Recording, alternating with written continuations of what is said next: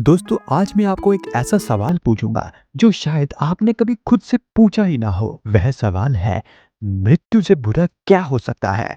हम सब मृत्यु से डरते हैं। हर इंसान, हर युग में, हर सभ्यता में मृत्यु का भय सबसे बड़ा भय माना जाता है।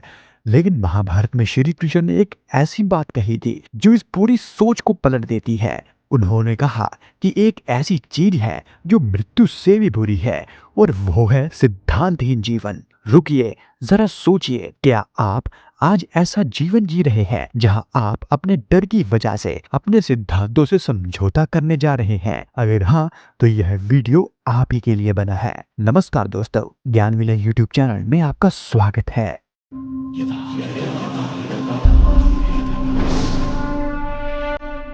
महाभारत सिर्फ एक युद्ध की कहानी नहीं है। महाभारत एक दर्पण है जिसमें हम अपने असली चेहरे देख सकते हैं। इसमें जो संवाद है, जो विचार है, वो आज भी उतने ही प्रासंगिक है जितने हजारों साल पहले थे।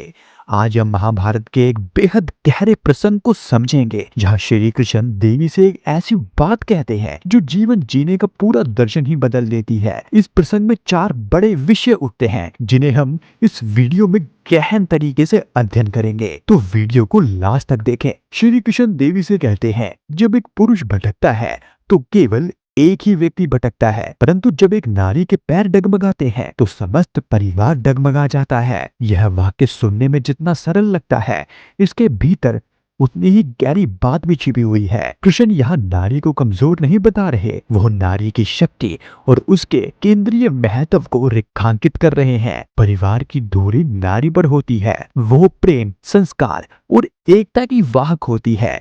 जब वो डगमगाती है तो पूरे घर की नींव हिल जाती है। यह उसकी कमजोरी नहीं, यह उसकी ताकत का प्रमाण है, क्योंकि जो जितना महत्वपूर्ण होता है उसके हिलने का असर उतना ही बड़ा होता है। अब इसी बात को श्री कृष्ण गुरु और शिष्य के संदर्भ में ले जाते हैं।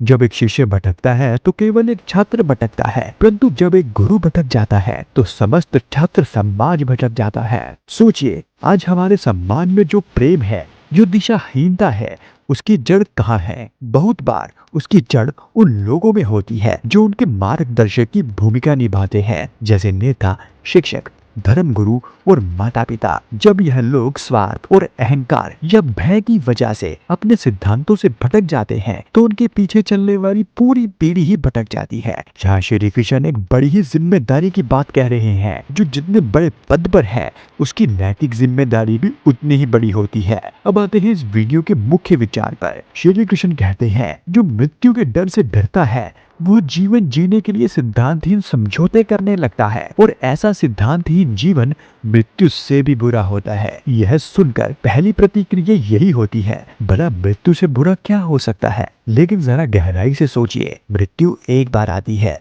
वो क्षण भर में सब कुछ समाप्त कर देती है। लेकिन एक सिद्धांतहीन जीवन जहाँ आप हर रोज अपनी अंतरात्मा की आवाज को दबाते हैं, जहां आप हर दिन अपने मूल्यों के विरुद्ध जाते हैं, वो धीमी मृत्यु है। हम सब इसे महसूस करते हैं जब हम किसी बात पर चुप रहते हैं जबकि हमें बोलना चाहिए था, जब हम किसी गलत काम में शामिल होते हैं क्योंकि हमें अपनी नौकरी का डर था, या रिश्तों का डर था, या फिर समाज का डर था। वो पल जब हम खुद को आईने में देखते हैं और आंखें नहीं मिला पाते, वही है सिद्धांतहीन जीवन। श्री कृष्ण आगे कहते हैं, इतिहास साक्षी है कि जीतते वही हैं जो मृत्यु के भय पर विजय पा लेते हैं। यह वाक्य केवल कुरुक्षेत्र के युद्ध तक नहीं था, यह जीवन के हर क्षेत्र के लिए है। एक उद्यमी जो असफलता के डर से कभी अपना व्यवसाय शुरू नहीं करता, वह जीवन भर किसी और के सपने के लिए काम करता रहता है। एक कलाकार जो आलोचना के डर से कभी अपनी कला नहीं दिखाता, वह अपनी प्रतिभा को खुद ही दफन कर देता है। एक इंसान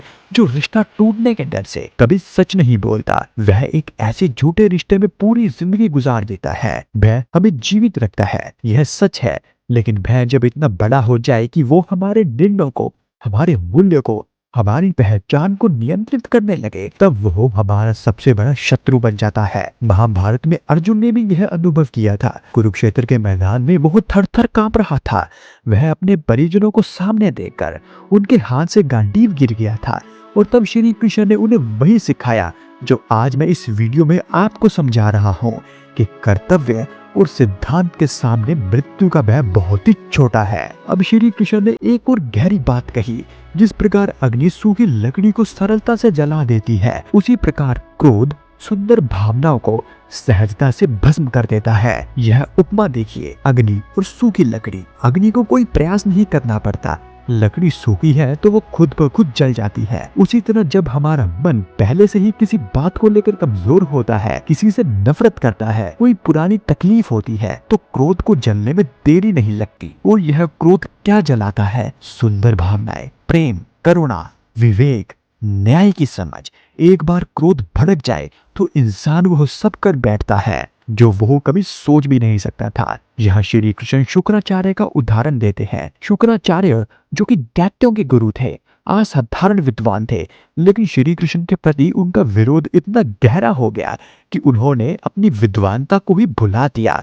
श्री कृष्ण कहते हैं, मेरे विरोध करने की भावना उनकी विद्वानता पर भारी पड़ चुकी है। यह कितनी गहरी बात है। एक महान विद्वान जिसने वर्षों तक साधना की और ज्ञान अर्जित किया, उसका सारा ज्ञान एक भावना के आगे बोना पड़ गया। श्री कृष्ण एक और अद्भुत बात कहते हैं।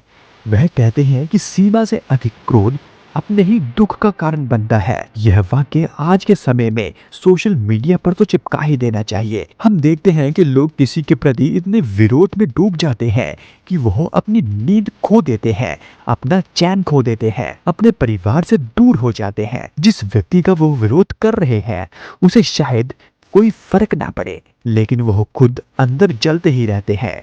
बौद्ध धर्म में एक बहुत ही सुंदर वाक्य है और वो कुछ इस प्रकार है, किसी पर गुस्सा करना ऐसा है जैसे आप खुद अपने हाथ में जलता हुआ कोयला पकड़ ले और सोचें कि उसे दूसरे पर फेंकूंगा। नुकसान पहले आपका ही होता है। देवी श्री कृष्ण की बात सुनकर कहती है, सत्य कहा कमल नयन, मृत्यु से क्या भयभीत होना, वो तो एक न एक दिन आकर ही रहेगी, किंतु मृत्यु के भय से जीवन का सुख चैन खोना मूर्खता है। यह संवाद देखिए, देवी यहाँ बहुत ही व्यवहारिक बात कर रही है। मृत्यु निश्चित है। यह एक ऐसी सच्चाई है जिसे न हम बदल सकते हैं न झुठला सकते हैं। तो फिर उससे डरने में अपनी ऊर्जा क्यों लगाए, जबकि हम उस ऊर्जा को जीवन को पूर्णता से जीने में लगाना चाहिए। हमें मृत्यु का भय नहीं बल्कि कभी न जीने का भय सताना चाहिए। यह बात महाभारत में हजारों साल पहले ही कह दी गई थी। जीवन का असली सुख चैन तब मिलता है जब हम अपने सिद्धांतों के साथ जीते हैं, जब हम रात को सोते वक्त खुद से नजरें मिला सकते हैं, जब हम जानते हैं कि आज हमने जो किया वो हमारी आत्मा के अनुरूप था। तो दोस्तों, यह था आज का वीडियो। अगर आपको यह वीडियो पसंद आया तो वीडियो को लाइक जरूर करें।